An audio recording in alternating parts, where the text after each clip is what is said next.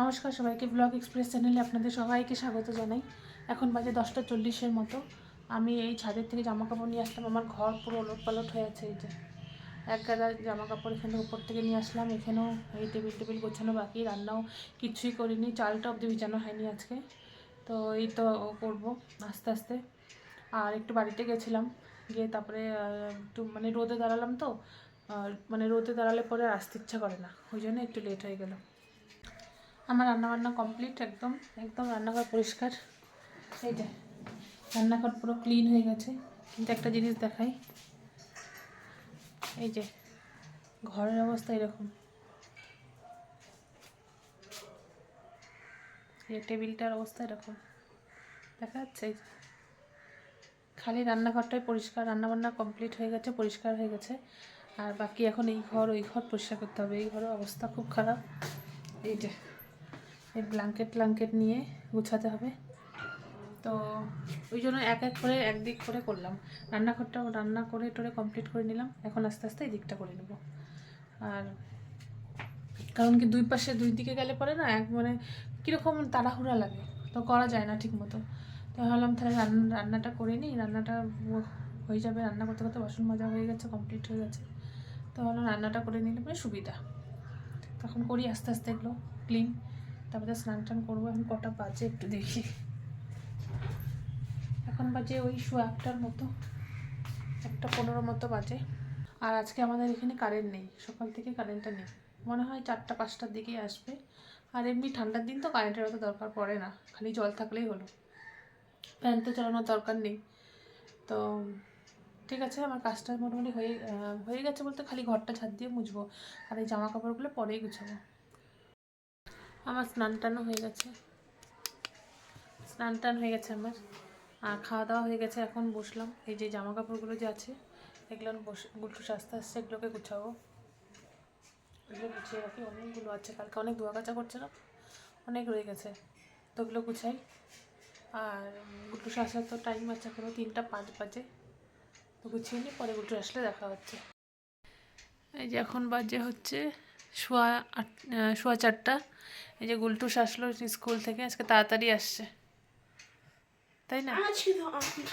তারপরে hand writing দেখি, এটা এই যে ওকে হ্যান্ড রাইটিংয়ে 8 পেয়েছে। হ্যান্ড রাইটিং ওর খুব খারাপ, কিন্তু 10 আউট অফ 10। এই যে বোঝা যাচ্ছে না, গুলো ধর তুই না, এখানে নিচে দেখাই। এই যে হ্যান্ড রাইটিংয়ে 10 আউট অফ 8 পাইছে। এই যে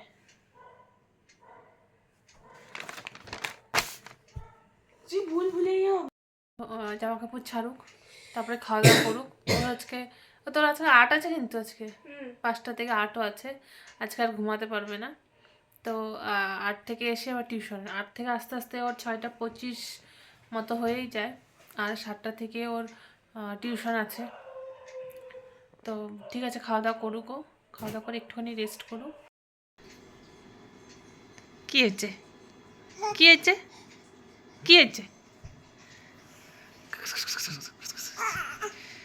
ও দুগলু পুগলু টুনটু কোলে।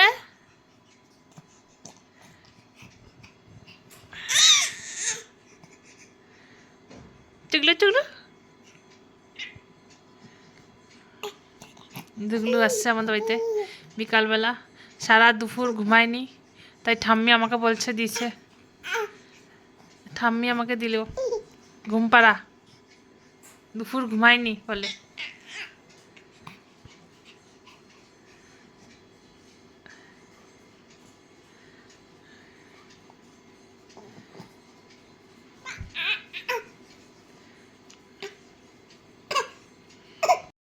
দেখি তো মুতা তো দেখি, কে তা? দুগলু কুমার। হ্যাঁ, ওর ঘুম হয়ে গেছে। ও ঘুমাচ্ছিল ভালোই, ওর মা যেই ফোন করছে উঠে গেছে, তারপরে আর ঘুমালো না, তাই না? ওর মা না ফোন করলে ঘুমাতো, অনেকক্ষণ, কালকে যেরকম 1 ঘন্টার উপরে ঘুমাইছে রাত্রেবেলা। যাই দিয়ে আসি, খিদাও পাইছে নাকি। আর গুলটুসো আসবে তো দাঁড়াই বাইরে, ওকে দিয়ে বাইরে গিয়ে একটু দাঁড়াই। টাটা টাটা করে দাও। এই যে গুলটুসো 8 থেকে চলে আসছে। এখন এই যে ম্যাথের হোমওয়ার্ক আছে, ও ম্যাথের হোমওয়ার্কটা করছে। তারপরে পড়তে যাবে 7টার সময়, এখনও টাইম হয়নি, 7:45 বাজে। তারপরে যাবে পড়তে। এই যে গুলটুসকে আমি এখন আনতে যাচ্ছি, ও টিউশন হয়ে গেছে। আর উপরের চাঁদটা দেখুন কি ভালো লাগছে দেখছে, মনে হচ্ছে একদম কাছে। ওই জন্য একটু ভিডিও করলাম যাওয়ার পথে। আর এই যে গুলটুসদের নেওয়া হয়ে গেছে, বাড়ি যাচ্ছি এখন। তো ভিডিওটা তাহলে এখানেই শেষ করি। ভিডিওটা ভালো লাগলে লাইক, কমেন্ট, শেয়ার এবং সাবস্ক্রাইব অবশ্যই করবেন। দেখা হবে অন্য একটি ব্লগে। আজ তাহলে আসি, সবাই ভালো থাকবেন।